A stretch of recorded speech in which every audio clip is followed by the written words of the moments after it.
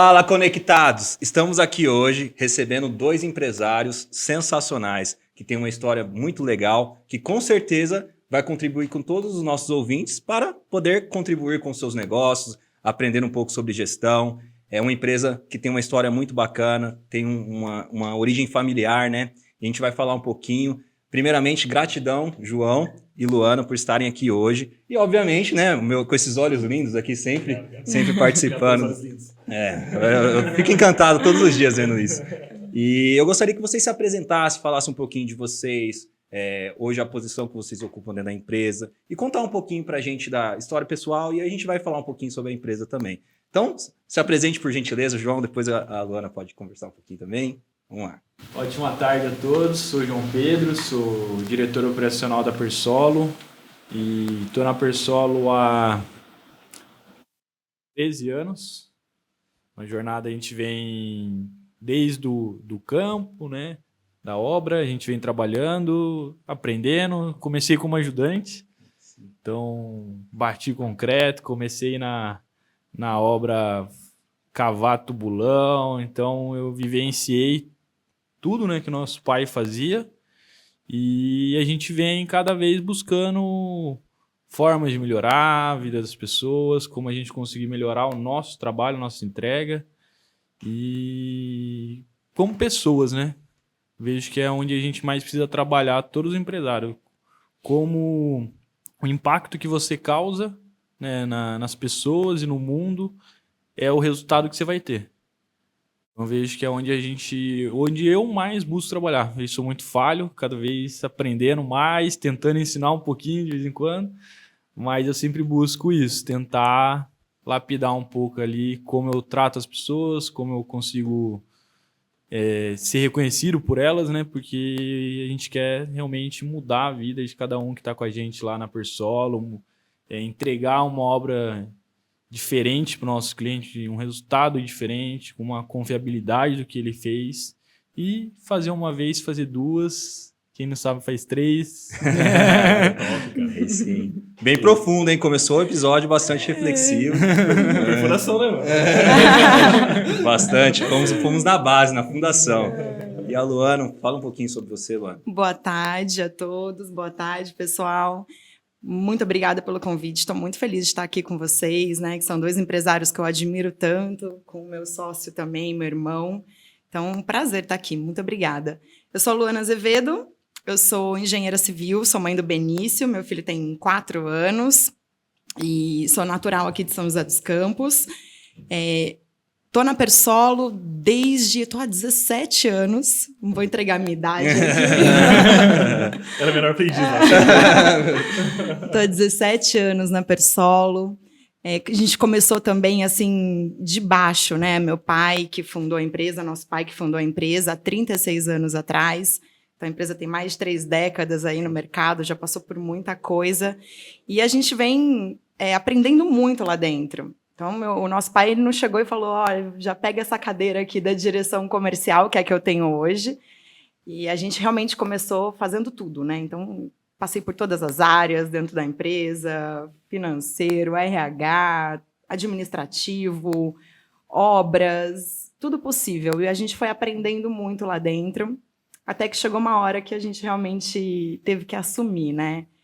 Assumir a gente realmente ser protagonista ali da nossa história, que é o que a gente está vivendo hoje, eu e o João, há mais ou menos 5 anos que o nosso pai se afastou da empresa, né? Ele foi se afastando aos poucos, e hoje ele está totalmente afastado da empresa, por motivo de saúde mesmo, mas eu vejo que, de alguma forma, ele preparou a gente para estar lá. Então, foi muito legal, assim, essa trajetória até aqui. E como o João disse, né, estamos aprendendo muito todos os dias lá, quebrando a cabeça, né? Faz parte, né? Errando, acertando, mas a gente tem muita vontade de fazer dar certo. Acho que isso, assim, é o que nos motiva, né? O coração de fazer dar certo, fazer acontecer. Bacana. Uma coisa que você me falou aí que eu achei que é bem legal, que vocês foram preparados, né? Então, eu queria entender um pouquinho todo o processo de como que foi. Porque, tipo assim, na prática, o que a gente vê nas empresas, principalmente quando tem um processo de sucessão, vamos dizer assim, é algo em que a pessoa chega já sentando na cadeira, igual você trouxe essa reflexão. Do CEO, né? Exato. E aí o João falou que fez um processo ali de cavar, sei lá como é que foi isso, entendeu? João foi ajudante do pedreiro. Olha isso, cara, que legal. E assim, durante toda essa trajetória, quais foram os desafios que vocês acham que foram maiores assim para vocês? Que vocês lembram assim, isso aqui realmente mudou? Porque, de fato, talvez se vocês não tivessem passado por isso, será que vocês seriam os profissionais e pessoas que vocês são hoje? Teve algum fato marcante assim que aconteceu nesse processo de treinamento? Porque, basicamente, a gente está falando de treinamento. Então, vocês foram treinados para ocupar uma cadeira de direção. Existe algum fato? Inconscientemente, parece, né? Parece. Que foi. Eu acho que foi muito natural. Uhum. Eu acho que o principal foi o nosso pai não colocar a gente mesmo como CEO, como diretor, ou num cargo de gestão já direto, né? Então, a gente realmente foi liderado por pessoas lá dentro antes da gente conseguir ser um líder. Acho que isso já foi o maior aprendizado. Então, antes da gente conseguir cobrar alguém, a gente tinha que aprender a fazer, saber quanto tempo levava, como que era o processo disso e as dificuldades. Você se torna mais empático, né? Quando você passa por isso. E eu acredito também que eu e o João, a gente buscou muito, né? A gente fez muito curso, muito treinamento, a gente continua fazendo ainda, a gente nunca parou. Sim.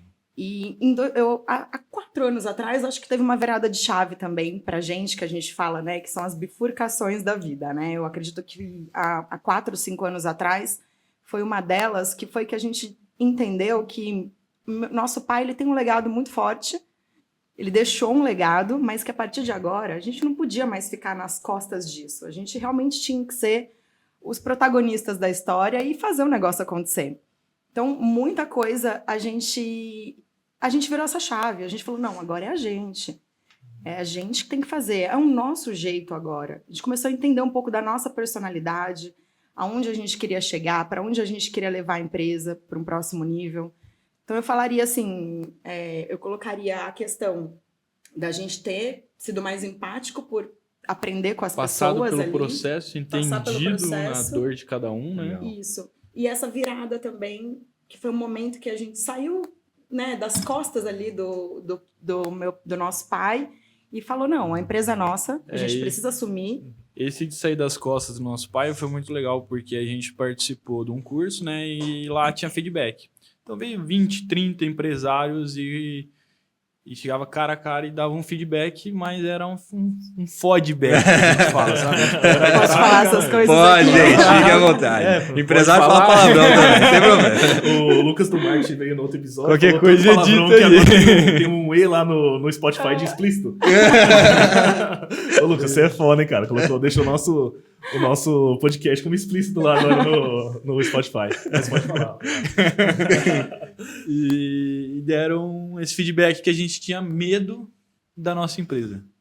Porque como a gente entrou nesse processo, a gente entrou com muitas pessoas que já estavam com 2, 3 anos de casa e eu tinha pessoas com 25, 26 anos de casa. Então muitas pessoas não via a gente como um líder deles, sim como o filho do Wilson, o filho do dono ali.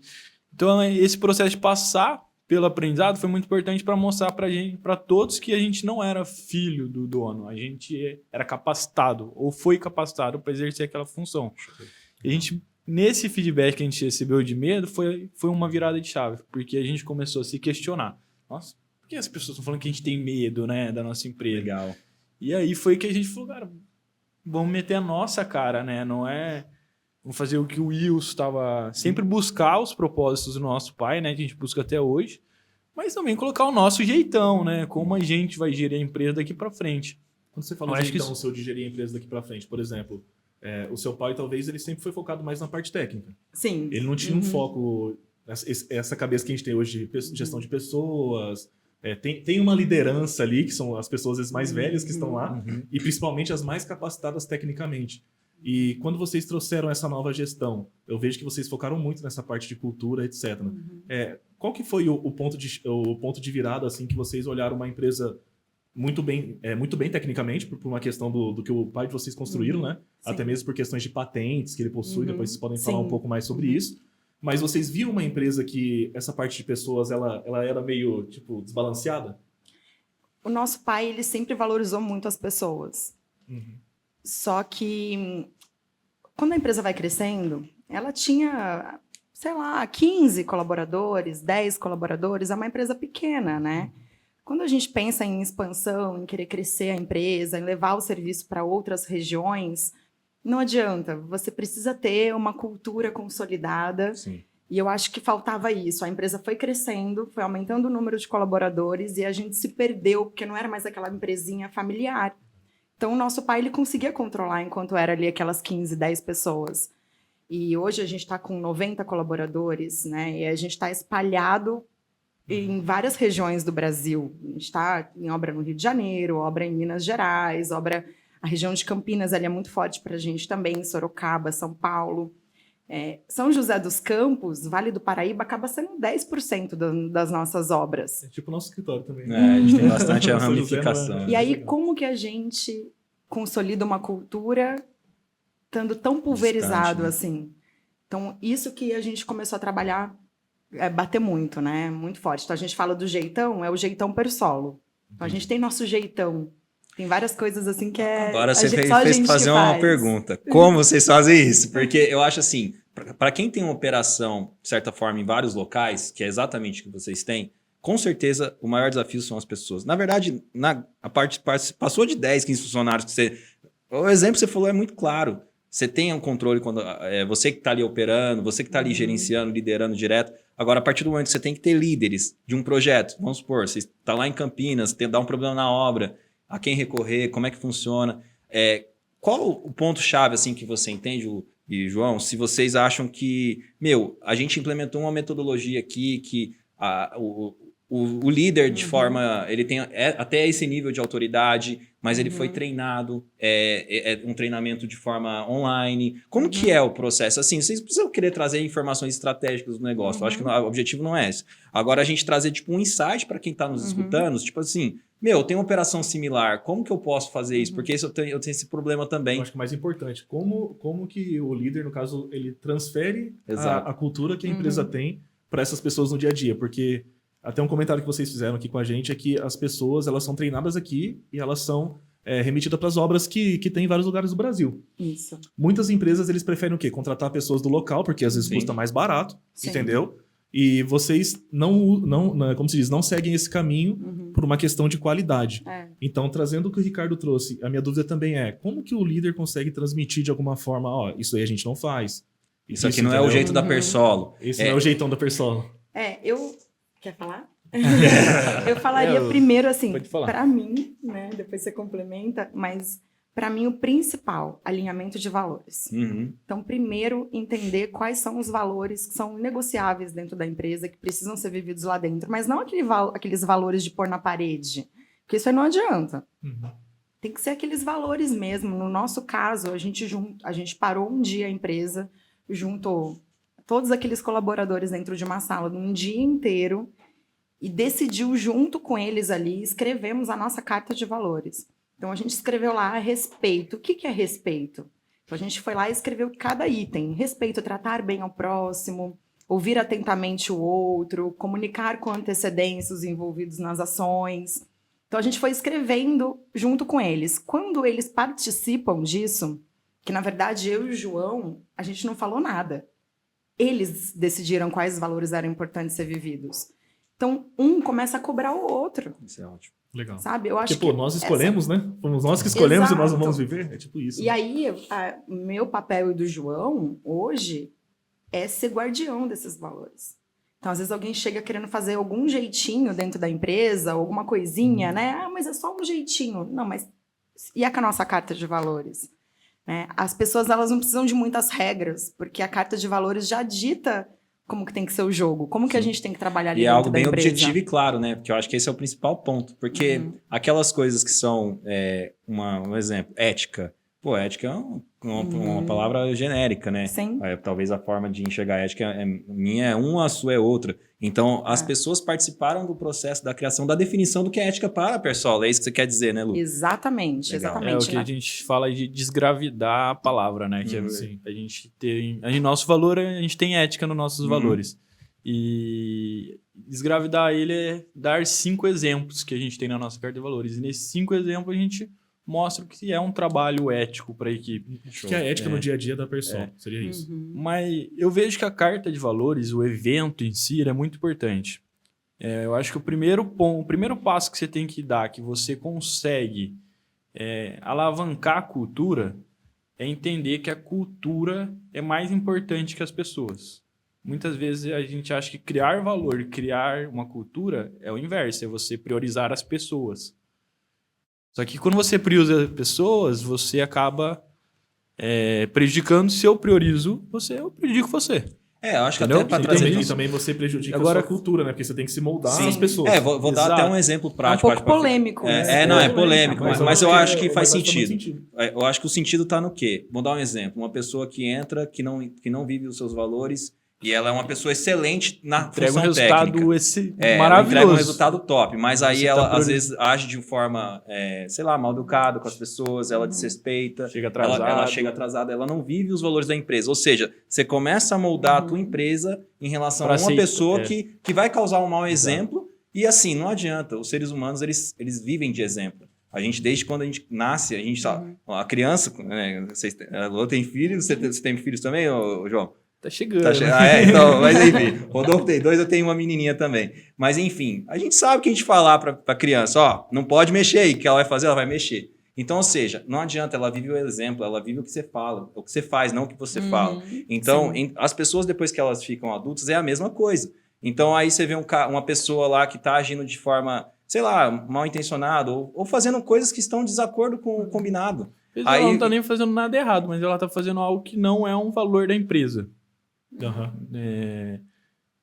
Você vai ter que tomar uma decisão difícil. Sim. Você falou, geralmente isso acontece com pessoas que entregam resultados excelentes. Sim.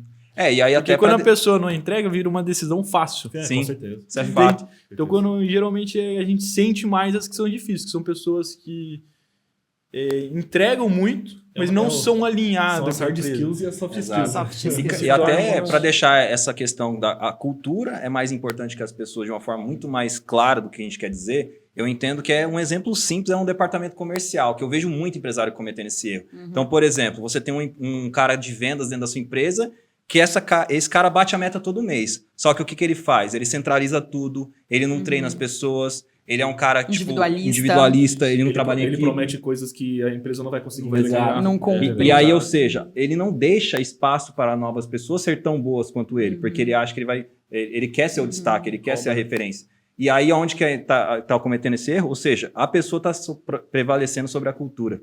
Então, acho que essa frase foi bem legal, inclusive. Eu acho que até, independente se a pessoa... Tem que ver o que cada empresário quer. Sim. Se ele quer cultura e quer buscar uma empresa que visa valores, que as pessoas que estejam lá busquem isso também, ele vai ter que priorizar a cultura.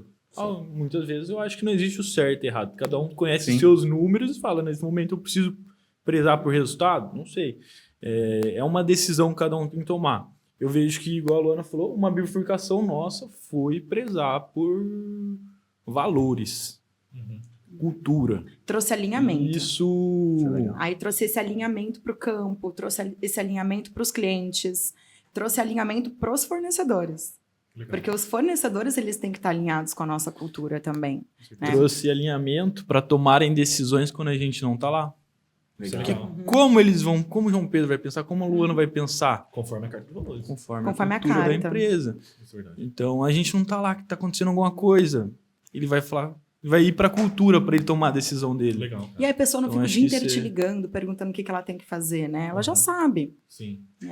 Vamos resgatar um pouquinho agora a história da Persol em si. Então, a empresa ela foi fundada pelo pai de vocês há 36 anos 36 atrás. anos, em 88. 88, e aí ela atingiu um determinado resultado e tinha, na época que vocês entraram, tinham 15 funcionários, foi isso mais ou menos? Isso, eu entrei primeiro, depois foi o João. Legal. Quando eu entrei, tinha em torno de uns 10 Legal. colaboradores, mais ou menos. E vocês, depois desse período aí, em torno de 17 anos mais ou menos, cada um, né?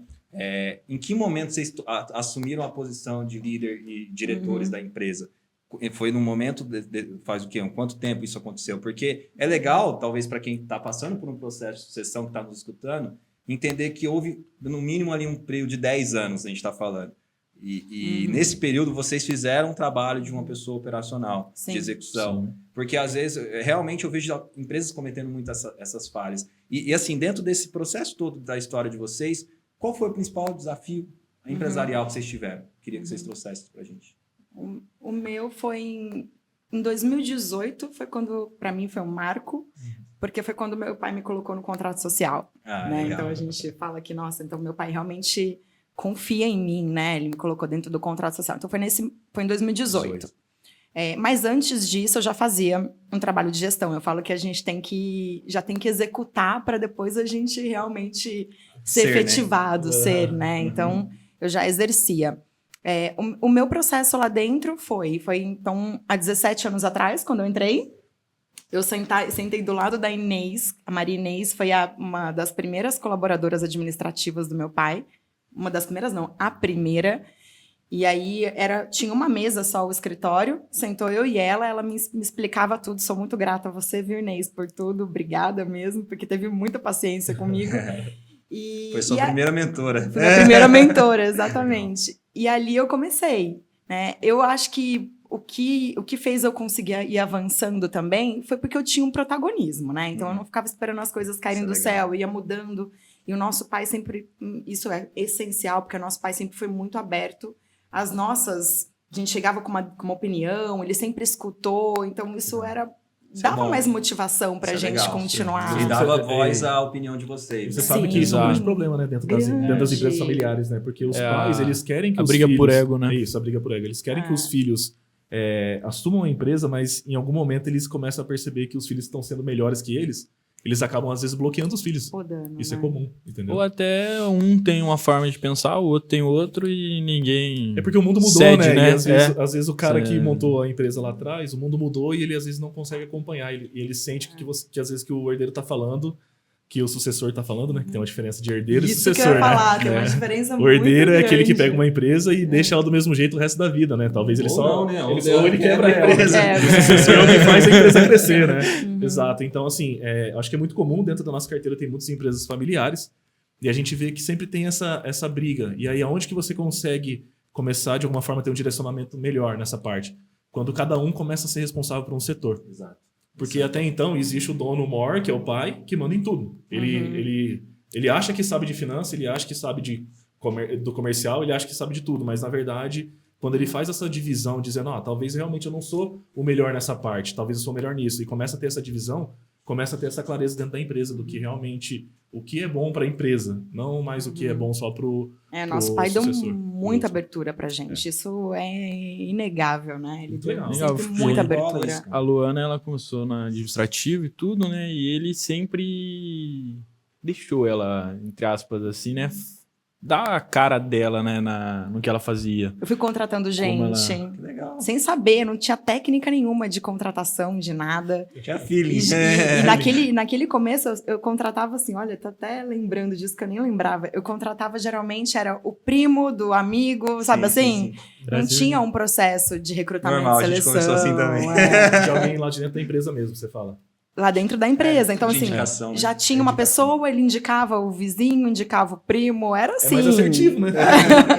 É verdade, cara. Mas eu Todo falo mundo que faz assim, cara. levou a gente até um nível, né? Aí depois, para você passar para o próximo nível, você tem que mudar isso, não Profissionalizar, adianta. né? Exatamente. Fazer um processo mais robusto, mais com técnica, né? Aplicando, a gente chama da DISC, por exemplo, que é uma metodologia, né? De analisar perfil Nossa, comportamental. hoje eu acho que o nosso processo demora aí uns Um 3 meses, mais ou menos, assim, até se achar a Depende pessoa muito da certa. função também. Cada função tem um time de contratação, Isso é né? top. Um Os ajudante de administrativos obra, dá em torno disso. Show de bola.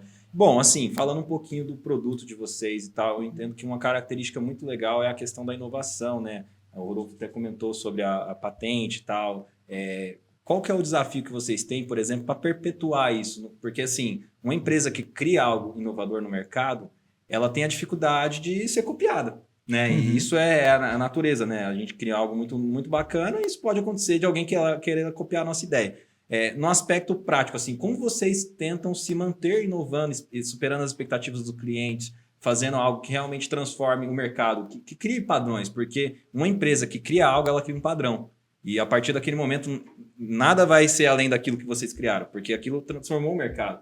Então, fala um pouquinho para a gente, assim, primeiro ponto, em relação à parte de inovação, de processo, porque eu acho que vocês mexem com fundações de vários tipos de segmentos. Então, a gente está falando de A algo parte muito mais importante sério. da obra. É, a De um parte prédio. mais importante, né? Todo mundo sabe É disso. que ninguém vê. Ninguém vê e acha que é caro, mas se não fizer bem feito, vai dar merda, né? Vamos lá. Vamos seguir a sua forma de falar. Mas, enfim, de forma prática, como sempre estar inovando com qualidade, com processo, com normas, etc., e superando as expectativas dos clientes, assim. Eu vejo que quando a gente inova, é um caminho sem volta. E você acabou na sua pergunta respondendo, porque se você está inovando, você tem que estar sempre inovando. Então, se a gente cria uma inovação, coloca ela no mercado e o mercado te atropela, copia Sim. e atinge os seus resultados até melhor do que você está fazendo, e a sua inovação já não está na sua mão mais, vamos dizer assim, né? Então eu vejo que você tem que sempre criar dispositivos ou ferramentas que agregam naquela inovação que você já fez. Show. Então hoje a gente tem o BMT, né, que é a base mecanizada para tubulão. O que a gente fez? Primeiro a gente criou e conseguiu executar a base 100% mecanizada. Depois, e agora? Quem vai fiscalizar? Quem vai verificar? Ali a gente veio e criou um dispositivo scanner para escanear. Mas por exemplo, essa criação ela trouxe uma redução de custo, uma redução de tempo. Aumento de É qualidade. que assim, existe na norma de fundação, na BNT 6122, que é uma norma de fundação brasileira, existem 17 tipos de fundação lá dentro. Então, cada obra vai sair um tipo de fundação diferente dependendo do solo. Existe um tipo lá, que é tubulão a céu aberto, que chama, que hoje é executado no Brasil, pela maior parte das empresas, de forma manual. Então, faz um furo no solo, às vezes 15, 20 metros, e desce uma pessoa lá dentro daquele furo. Nossa. Entendi. E aí, quando ele desce lá, ele abre uma base, com a mão mesmo. Então, ele vai abrindo com a ferramenta e ele abre uma base. Então, ele fica exposto, às vezes, o dia inteiro dentro Nossa. daquele furo. Entendi. Então, já aconteceu muito soterramento, muito Acidente. muito problema, né? De asfixia e tudo mais. E aí, o nosso pai, ele olhava para aquele tipo de fundação e ele falava, esse tipo de fundação, ele faz toda a diferença para a engenharia.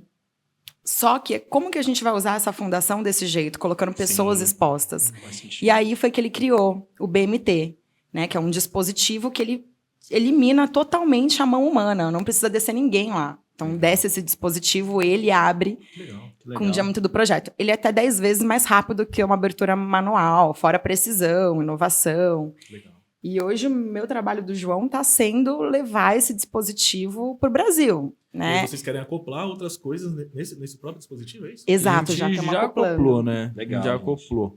Porque quando você abre a base, muitos projetistas querem avaliar a resistência do solo. Além de ter a sondagem, ele quer pegar o torrão na mão dele. Ele quer ver o que ele tá... Sim. Quer sentir o solo. Então, daí a gente fez um coletor de amostras indeformadas.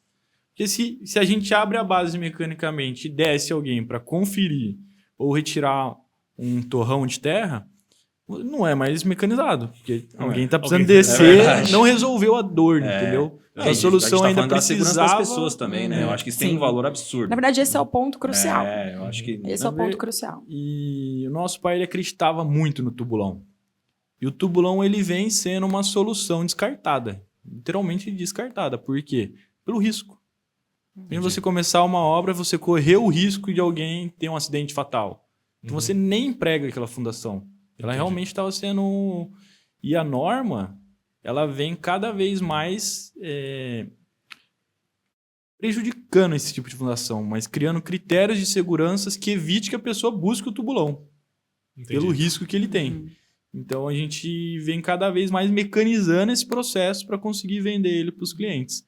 Então a gente tem um coletor de amostra, a gente tem um scanner para ver todo o 3D do tubulão, todas as dimensões. Legal. A gente tem todo esse sistema de espaço confinado, quando um caso específico precisa. A gente faz todo o trabalho de paz para coletar a limpeza, para fazer a entrega do tubulão limpo, né, para Legal. o cliente. Então, cada vez mais para você se manter inovando, você tem que estar agregando inovações à sua inovação, né? Porque você não vai conseguir se manter.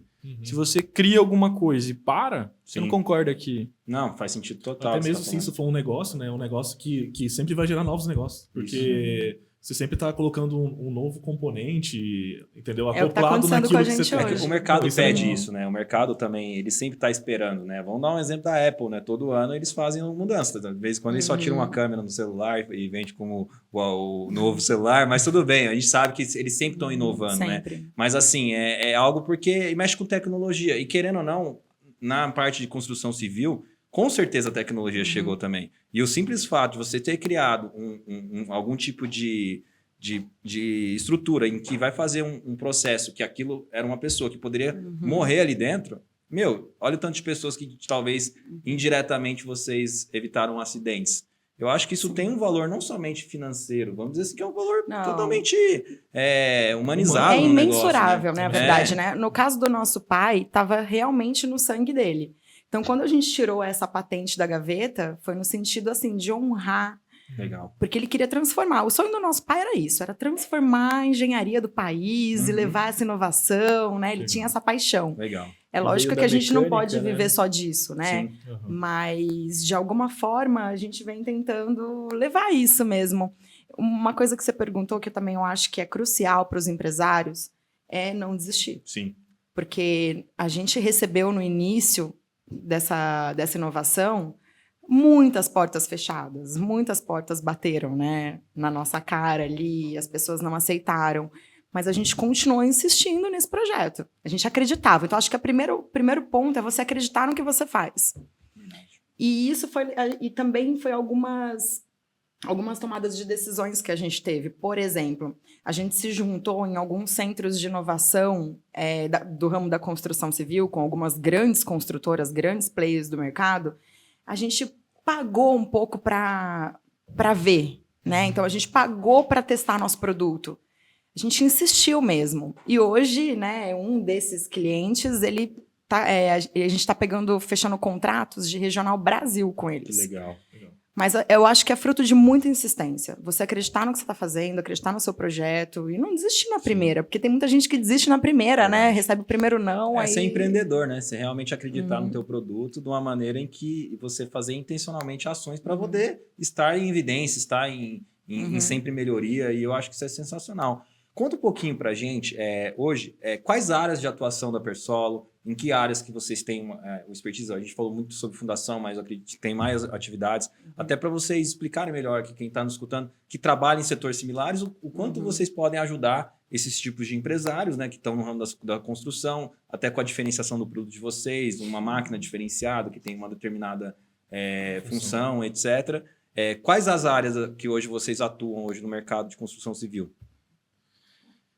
Hoje a gente tem o tubulão, né, o BMT, e aqui a gente está falando de uma inovação que o mercado ainda vai acreditar como eu acredito nela, que é a estaca com base alargada, que a gente já tem trabalhos realizados para construtoras, que é o quê? O tubulão, por norma, ele tem que ser de diâmetro de 90 acima, para ele ser um tubulão. E hoje a gente executa bases em estacas de 40, de 50. Então você que está aí, vai construir. Você vai fazer uma estaca de 50 e abrir uma base, um tubulão para 1 metro. Quanto isso não vai trazer de ganho de sustentabilidade, porque você vai gastar menos material, economia, agilidade para a obra. Então hoje eu acho que o carro-chefe, que ainda a gente vai conseguir que todos entendam isso, é a estaca com base alargada. Eu acho que é o carro-chefe da Persolo, é o produto com o maior potencial de economia, é onde ele consegue a maior capacidade de carga por metro cúbico de concreto. Então eu vejo que é um dos melhores produtos que a gente está conseguindo colocar para os clientes. Quando ele entende essa economia, é muito grande por torre que ele vai fazer. Show. E a gente tem o solo grampeado, concreto projetado, a gente trabalha com a sondagem, né, geotecnia, sondagem SPT, e tudo que a gente faz, a gente busca inovação. Então, na sondagem, hoje, a gente já está dentro da norma com o teste de energia, né?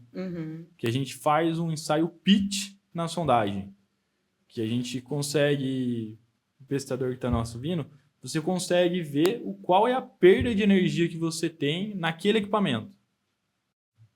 Então a gente busca em tudo que a gente trabalhar com valor, né? Com qualidade. Não, a gente vê muitas empresas no mercado da construção civil, eles não seguem a norma, muitos, e entregam um preço condizente com isso.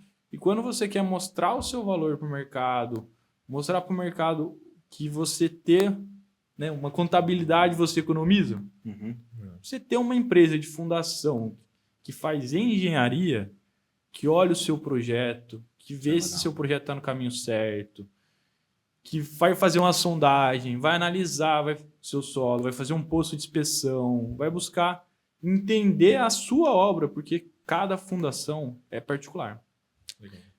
Estou há 13 anos, nunca fiz 2 obras igual. Cada obra tem uma particularidade, cada cliente tem uma particularidade.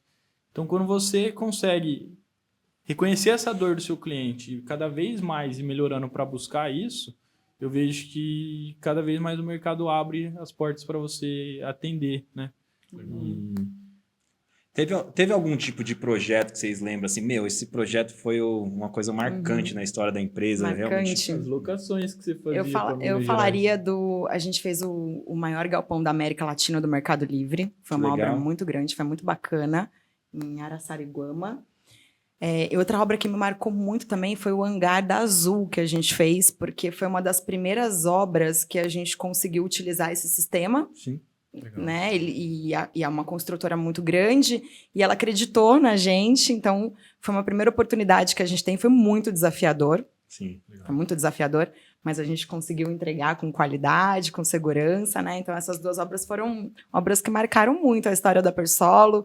E teve uma obra também que o João Pedro falou de inovação, né? Que a gente leva inovação para todas as nossas áreas, que foi crucial, foi uma obra da Vale, que a gente fez em Minas, e a gente conseguiu ter possibilidade lá, porque quando a gente pega uma obra muito grande, a gente pensa, o que a gente vai fazer agora para melhorar mais ainda? Então não é assim, peguei uma obra muito grande, a gente vai torrar esse dinheiro. Não é assim, né? Verdade. Então a gente pega a obra e já pensa, agora como que a gente vai para o próximo nível? Como que a gente faz para a gente melhorar nosso produto, melhorar nosso equipamento, melhorar o sistema? E tem muita coisa que a gente faz lá dentro da Persolo mesmo. Então, a gente tem lá a equipe de manutenção, a gente tem uma área nossa ali grande que a gente mexe com tudo isso, a gente constrói. Então não é só pelo dinheiro, né? Não é. O dinheiro ele faz parte, ele é importante, mas é também para realmente eu acho impulsionar, que né? Impulsionar mesmo, acho que é uma área que é o coração do Brasil também, né? A área de construção civil, motor, né? Da economia, né? Então, assim, eu acho que é muito legal isso que você trouxe, porque quando a gente começa até a falar de concorrência, que até foi um ponto que o João trouxe, a gente se esbarra muito nisso, né? De tipo, putz, mas o cara ali, ele cobra 1/3 do valor que você cobra, ele cobra metade, entendeu? E aí eu acho que o mais difícil é não desistir, se posicionar dizendo exato, mas eu realmente Rodolfo, tenho o meu preço. A gente se posicionou. Isso foi muito importante. Tinha vez que um olhava para o outro, assim, no começo, desesperado. E agora? Não tem obra, vamos fechar por isso mesmo que ele está querendo? Mas eu acho que a gente foi firme no nosso posicionamento, né? Sim. E aí a gente conseguiu hoje, a gente tem um time de engenharia dentro da empresa. Legal. Agora, com relação ao serviço que você comentou, a Persolo executa 10% dos nossos projetos são obras residenciais. O 90% é mais industrial, obras comerciais, né, grandes projetos. E aí uma construtora, ela contrata você para fazer uma parte da obra, é isso? Exatamente, na maioria das vezes. A gente está fazendo muita fábrica, indústria também. Legal. E obras de infraestrutura, é o nosso forte, hoje da Persolo. Bacana. Que a gente foi incorporando, né? Hoje a gente preza muito por segurança do trabalho. A gente preza muito por cultura, a gente preza muito pela engenharia, então tudo isso tem um custo. Sim, muitas vezes existe um outro mercado que não quer pagar por isso, então a gente tem que entender dentro do nosso negócio o que a gente atende. Quem que é o nosso cliente-alvo, né? O nosso cliente que vai pagar pelo nosso serviço. Porque se a gente ficar pensando o inverso, né, eu acho que começa a ficar confuso o negócio. Então, porque fica confuso porque você fica sempre se colocando numa posição achando que será que eu tô certo da forma que eu tô fazendo? Ou será que eu Será que realmente não tá tenho... muito caro? Será que não tá muito caro?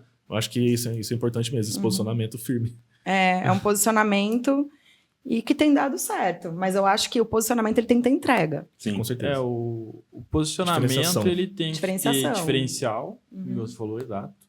E ele tem que ter uma entrega. Você tem que conseguir mostrar o seu valor. Hoje o que a gente está conseguindo mostrar o valor antes do cliente comprar é um trabalho que a gente faz e ele entrega um projeto para a gente orça os valores unitários. É isso que acontece mais ou menos. Entrega um projeto, a gente orça os valores unitários, as quantidades que tem no projeto, chega num valor ali, uma verba para aquele projeto. Legal. Só que tem normas, às vezes, que não possibilitam você executar. Por exemplo, na estaca escavada, você tem que ter 3 vezes o diâmetro para executar as 2 no mesmo dia. Então, se não chega nesse parâmetro, pode ser que, por quantidade, você atenda o projeto do cliente. Mas, por alguma normativa, você não consegue executar naquele prazo. E o que a gente vem trabalhando? Um plano de execução da obra. Então, o cliente, quando ele contrata a Persolo, ele não está contratando alguém para ir lá e fazer um furo para ele.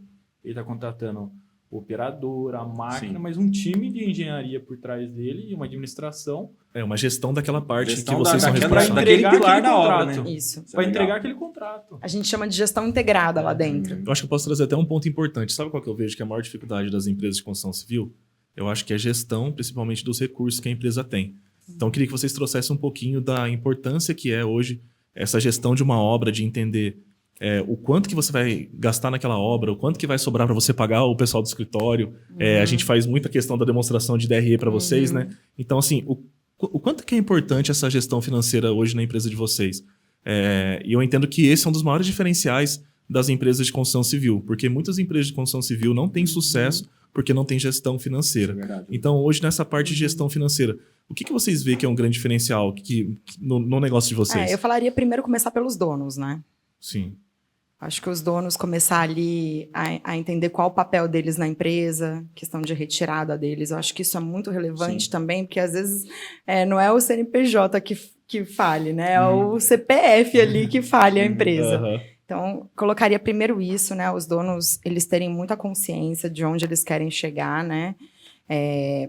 Eu acredito que ter uma boa contabilidade também Obrigado. ajuda muito. Arrasta pra cima aí, pessoal. Arrasta pra cima. Nossa, mas qual que é a contabilidade? É Gineconect. Legal. Bom, eu acho que é um controle diário. Uhum. Controle diário, é todo dia. É todo dia você pensar o que você pode fazer diferente, aonde que está saindo mais, se preocupar com todos os detalhes financeiros, não é só não é a maior conta, é tudo, porque é aquele picadinho, o cafezinho do dia a dia mesmo, você ter essa gestão. E eu acho que ter metas, né? Ter metas. Hoje na empresa a gente tem metas em todos os setores, então o comercial ele tem uma meta que ele tem que atingir de vendas, Uhum. para que a gente tenha ali o nosso faturamento esperado. Então, a gente desenha isso, a gente vai acompanhando, a gente tem reuniões mensais com vocês, mas, além disso, a gente também tem As internas. as nossas internas. É isso que eu ia trazer também, assim, vou até resgatando o aspecto da cultura que a gente estava falando no início. Como vocês hoje fazem um acompanhamento ali, tipo uma curatela de cada um ali para a gente poder direcionar, gerir, porque vocês estão numa fase parecida com o que vocês fizeram quando vocês entraram na empresa. Agora vocês estão formando novos líderes, né? Sim. Para vocês terem ali um tempo mais de ficar numa estratégia, tomar uma decisão, uma expansão, entre outras coisas, uma inovação. Então, assim, quanto tempo, em média, por semana ali ou por mês, vocês dedicam para treinamento, para desenvolvimento? Porque, vou dar um exemplo, a gente fala em termos de construção, né? A gente sabe que é difícil de ter mão de obra qualificada, isso é um problema do mercado, mas é um problema de todos os mercados de serviço. Então, às vezes eu vejo muito empresário desse É um segmento. problema de todo mundo. A gente vê Padronização Exato. também. Exato. Então, assim, a gente vê empresários trazendo esses pontos. Tem dificuldade de mão de obra. Cara, todo mundo tem. Você é só mais um. Então, assim, de que forma hoje vocês treinam essas pessoas em termos de metodologia, em termos de recorrência? Como que é? Porque eu acho que, assim, é um extremamente técnico. O João tava falando algumas coisas que de verdade, tava entendendo nada. Eu só tava... Por quê? Porque é muito técnico. É algo assim, quem é do setor, pô, perfeito. Mas quem não é, realmente não consegue entender muito bem. Mas assim, como alguém que, obviamente, não tem uma base ali de formação nem nada, consegue entender isso tudo que tá falando em executar? Porque às vezes, vou dar um exemplo, tem um cara que não tem uma formação e tem um que tem, um engenheiro formado. Às vezes o que não tem formação sabe mais do que o engenheiro formado, né? Principalmente no setor de Porque vocês. ele foi formado pela escola da vida. É, né? escola da vida. Mas assim, aonde eu quero chegar? Tempo de treinamento, quanto Certo. tempo leva, qual a forma que vocês fazem, é presencial, é online, como é que é? Ah, tem uma coisa muito legal também de gestão, que foi a gente se dividir. Então, a primeira coisa, o João, a gente se dividiu. O João Pedro, ele é responsável pela parte de operação, logística, engenharia, e eu sou responsável pela parte financeira, comercial, administrativa, e a gente divide o RH ali, né? Legal. Que são pessoas. Eu acho que essa divisão, primeiro, é muito importante para a gente poder ter um norte. Lógico que a gente se ajuda nas áreas, mas cada um é responsável ali pelos seus departamentos. A gente começou criando líderes embaixo da gente. Isso é o que a gente ainda vem fazendo, né? Processo, né? Isso É um eterno, processo, na é verdade. eterno. Já tá cansado? João? Bem Ah, cansado. cansado. Não, Tá cansado, a gente ele não cansa, não. A gente não cansa, Mas eu não. entendi que você estava cansado. E aí a gente veio criando esses líderes. Um trabalho, no meu caso, acho que o do João também é assim, é semanal. Toda semana eu sento com a minha equipe, cada um deles. Eu falo assim, que existe o trabalho, não é só trabalho legal. Sim. Né? Existe aquele trabalho que você tem que Feedback, fazer né? toda vez, é rotineiro. O adulto faz o que tem que fazer, né? Não faz o Fazer, que exatamente, gosta. fazer o que tem que ser feito. É, exato. E eu acho que também tem aquele problema, né? A gente delega algo ou a gente delarga, né? Acho que tem as duas sim. diferenças. É uma linha Com muito certeza, tênue, né? Sem dúvida, porque a gente espera, às vezes, a mesma proatividade para algumas situações que nós teríamos. Porque, via de regra, a maioria dos empresários são pessoas executivas, executoras, ou seja, ela vê um problema, ela cria uma ação naquilo, ela não fica esperando. Mesmo que a decisão dela não foi tão pensada, né? Vou dar um exemplo da gente, a gente é assim. Eu, Rodolfo, às vezes a gente vê uma situação que acontece, não importa. Não, podemos não ter a melhor decisão naquele momento, mas alguma decisão vai sair, vai ter uma ação naquilo ali. E às vezes eu vejo muito a questão do perfil mesmo comportamental. Então, tem pessoas que são mais planejadoras, tem pessoas que são mais analíticas, tem pessoas mais executoras, mas a maioria dos empresários, eles são executores, que é o perfil dominante, né, que a gente chama. Então, assim, aonde eu estou querendo ir? Em termos de a gente conseguir treinar as pessoas, direcionar elas, a gente às vezes vai direcionar, mas, putz, será que a gente está delegando certinho, acompanhando, fazendo follow-up? Vocês têm dificuldade com isso? Vocês conseguem implementar isso de uma forma fácil? Porque eu vejo a maior dificuldade dos empresários é o quê? João, faça isso aqui. Aí chega lá, o João não fez. E aí a gente fica frustrado porque não fez e porque não O entregou. João é o João, você fala? Não, o João faz tudo. O João é o exemplo, tá? Sempre que a gente quer dar exemplo, a gente fala do João, né? João, José, Maria. Coincidência. O João não fez, Eu acredito que a gente primeiro tem que acreditar na equipe que a gente tem, né? Sim. Você tem que acreditar na equipe que você tem. A gente também não pode ficar deixando as coisas, porque se a pessoa não está entregando, tem que entender o porquê disso, né? Porque Hoje a não gente entregar vira uma cultura, né? Vira uma Então, você tem que cultura tomar da não muito entrega, muito exatamente. cuidado. E o 1 a 1, né, João? A gente tem feito muito isso, reuniões 1 a 1, entender, porque a empresa é feita de pessoas. Verdade. E quando você está numa sala de reunião com todos os setores da sua empresa, querendo ou não, um acaba não falando todas as dores, porque tem um outro ali Pode que ter um incômodo ali. incomoda aquela exato. dor, vamos dizer. Aham. Então eu vejo que para você começar a criar liderança, você tem que entender as pessoas que você está trabalhando.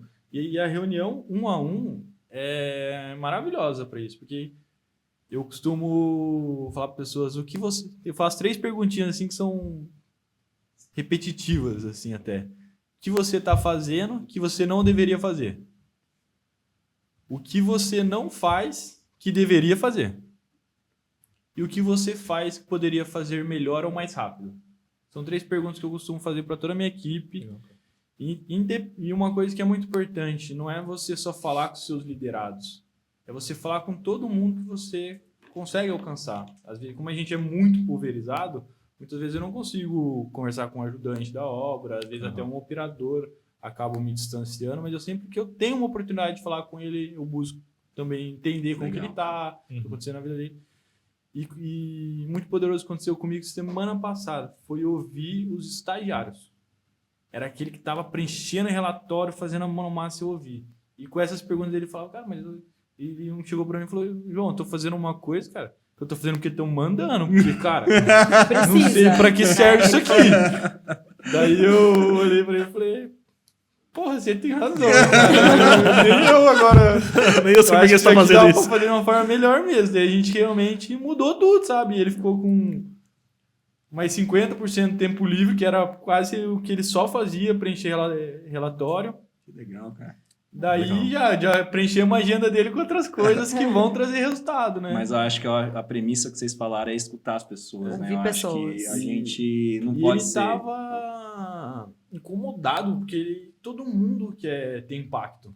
Todo mundo quer fazer algo que realmente gera valor. Com certeza. Todo mundo. Muitas vezes a gente desmotiva os próprios colaboradores. É verdade mesmo. É o grande desafio nosso, né, Rodolfo? Mas faz parte, São a gente está em eterna pessoas. evolução. Bom, a gente está chegando ao final do nosso episódio e, como sempre, a gente sempre gosta de trazer uma dica prática para os empresários que estão nos escutando, né? Que a gente pode aplicar a partir de amanhã na nossa empresa e criar algum plano de ação. Então, gostaria que vocês trouxessem aqui, se você quiser trazer a sua dica, Rodolfo. Quem quer começar aí Uma dica prática? Eu vou falar, eu acho que organização. Acho que o empresário precisa se organizar a agenda, ter rotina. Eu acho que isso faz muita diferença para mim, tem me ajudado muito. Então, ele ter o calendário das reuniões com a equipe, ter a agenda dele, porque se ele começa bagunçado, ele bagunça a empresa inteira, né? E um empresário que bagunça a empresa inteira, fica todo mundo louco, né? Fica todo mundo sem entender o que ele vai pedir naquele dia, o que ele vai falar naquele dia. Então, acho que essa previsibilidade, o empresário sentar, organizar a rotina dele, organizar as tarefas, né? Saber que ele não o que ele pode delegar, o que ele tem que cobrar. Eu acho que isso também traz... Ele consegue ficar mais na parte estratégica da empresa, pensar em novos negócios. Ele pode criar ali dentro daquela agenda qual que é a minha rotina para eu poder fazer networking, por exemplo, que eu tenho que estar fora, fazer visita em cliente. Eu acho que ele começa a se organizar e aí a equipe inteira, ele vai espelhando a equipe inteira. A equipe começa a se organizar também. Organização. E a sua dica, João? Eu focaria até nessa reunião 1 a 1. Eu acho que é muito importante que ele pode fazer amanhã, algo que ele pode fazer amanhã. E eu acho que uma coisa que mudou muito pra gente também na Persolo foi... Só um detalhe. Tempo. Quanto tempo em média? Porque às vezes você tem 100 funcionários. Como que você vai fazer uma reunião 1 a 1 com 100 pessoas? As minhas costumam ser 10 a 15 minutos. Legal, não é algo... legal. Porque também se você faz reunião e a reunião tá sem Escopo. sem sem tempo, sem escopo, sem um porquê, vamos Verdade. dizer assim. Bom, mas Vira tava bate-papo. marcado Parece que toda você não tá dando semana, atenção então pra vamos pessoa fazer. também, né? Você não Eu pode vejo fazer que com são pressa. as piores reuniões que você faz, porque daí ela perde a Faz seriedade, né, na reunião. Qualquer coisa você faz reunião em pé, entendeu? Porque É daí verdade, você- é então mais rápido, né? Mas eu acho que... essas 1 a 1 eu não marco horário. Eu vejo, tá ali, vamos lá. Legal, e legal. fui, sabe? Surpresa. Porque você marca horário, a pessoa não tá cheia de coisa, você também, então às vezes acaba não... Essa 1 a 1 acaba não dando certo. Mas então, aí você não tá seguindo o conselho da Luana, pô. Fazer a agenda só pra uma reunião 1 que é difícil, né? Porque tem que ser... Mas ela é administrativa. Vamos lá, Tá Rodolfo. certo. Qual que é a sua dica, Rodolfo? Cara, eu acho que eu entro sempre nessa dica de gestão, né? Quando a gente fala da área de construção civil, são tantas variáveis, né, que a gente tem que imaginar. E eu acho que recentemente a gente teve um caso de uma empresa que não tem nada a ver com o setor de vocês e que realmente não tem uma organização financeira. E a gente começa a ver que isso reflete tanto na vida dos clientes, na vida dos sócios, né, da empresa, Sim. e principalmente eu acho que na vida dos colaboradores, né? Porque se a gente for parar para pensar, imagina uma empresa que chega ao ponto talvez de não conseguir pagar a sua folha de pagamento. Verdade. Então eu entendo que a gestão, quando a gente fala de uma obra que tem tantas variáveis, né? E quando a gente fala de serviço, por exemplo, um serviço mais técnico é muito mais tranquilo de você controlar, mas quando você tem variáveis, igual uma indústria, etc., né, eu entendo que a parte de gestão é a parte que a gente mais foca, né, Ricardo? Sim. Hoje em dia na nossa Total. empresa, entendeu? A gente tem reuniões também financeiras aí mensais, que são mais aprofundadas, né? Diretivas, Mas a né? gente tem alinhamentos aí diários aí na parte financeira. Então, eu acho que lá é como é que é? A casa de ferreiro, mas o espeto não é de pau. Lá a gente faz de verdade mesmo, né? Nossa, Porque de aço. a gente faz mesmo porque a gente entende que gestão é o que salva as empresas, né? Eu costumo dizer que eu acho que pro empresário passar dificuldade, ele tem que errar muito, cara. tem que errar muito mesmo, entendeu? Tem os desafios, mas eu acho que você tem razão. Sim, tem casos aí específicos, né? Esporádicos, mas eu acho que E eu acho que ele também entender que ele não sabe tudo. com Né? certeza. Buscar Ter bons humildade, né? parceiros, Humildade ter que essa ele aprende, com humildade para certeza. buscar pessoas, Sim. ouvir pessoas, Com né? certeza. Muito importante. Bom, a minha dica ela vai ser uma reflexão do que o João falou. Eu acho que um empresário ele precisa fazer essa pergunta que o João fez, depois a gente coloca as perguntas lá, as 3 perguntas, mas para você mesmo. Então, entenda você como dono da sua empresa, quais atividades você está fazendo que você não deveria fazer, entenda as atividades que você poderia fazer melhor, e entenda as atividades que você realmente tem que delegar e treinar alguém para fazer. Porque eu acho que o maior erro de um empresário que quer crescer o negócio dele é ser centralizador e não acreditar nas pessoas. E isso eu vejo muito acontecendo. Pessoas que são perfeccionistas, que entendem que vão fazer melhor que os outros. Então, eu achei bem legal a sua colocação. Eu acho que a gente pode fazer essas mesmas 3 perguntas que você faz para as pessoas, fazer Pra para gente si mesmo. mesmo. E Concordo. você aplicar isso dentro da sua empresa, que eu tenho certeza que você vai mudar a regra do jogo aí, talvez. Eu acho que até trazendo um ponto, né? Imagina se o Elon Musk ficasse tentando fazer o foguete que voltou de ré agora. Não é verdade, né? Porque ele é o Sim, dono, né? com Tipo assim, não, certeza. eu que tenho que fazer isso aqui. Imagina se Exato. fosse dessa forma, né? Seria muito Eu mais acho que difícil. Isso Com vai certeza. mudar a humildade. Eu tive muito esse problema. Engenheiro, para criar minha liderança em obra, faz 3 anos. Eu fiquei 10 anos, chegava a tocar fora outras áreas da empresa, fundação e sondagem. Na construção, chegava a trocar 6, 7 obras. O João Pedro e mestre de obra, sabe? Não tinha ali. Top, cara. Então eu vejo Legal, que a gente não percebe o dano que a gente causa até a gente conhecer, criar conhecimento, né, sobre como fazer a gestão. Então eu vejo que hoje realmente criar liderança, criar pessoas é o que consegue você levar para outro nível, porque senão você fica sem tempo fazendo tudo, daí acaba não fazendo nada, chegando atrasado, Exato. não consegue cuidar de você, Sim. né? Com certeza. Consegue cuidar da sua família, da sua casa, então você acaba... O caos da empresa gera um caos na sua vida, Sim. daí, né? Quando você É acaba uma coisa fazendo que não tudo. tem... a gente fala que separar o profissional do pessoal, mas na prática é uma coisa só. Então, de fato, eu acho que eu concordo com o que você Reflete, né? falou. E muito obrigado, gratidão A por gente que estarem agradece. aqui. Foi um prazer estar com vocês aqui. Gratidão. Valeu, pessoal. Muito obrigado mesmo. Vamos fazer os nossos empresários, nossos colegas prosperarem com conhecimento, com aprendizado. Eu tenho E não certeza que é desistir, isso. né? E não desistir. Não E desistir. ter agenda. Não sigam o conselho do João. Tem que ter agenda. Valeu, Tá pessoal. certo. Valeu, pessoal. Tchau, tchau.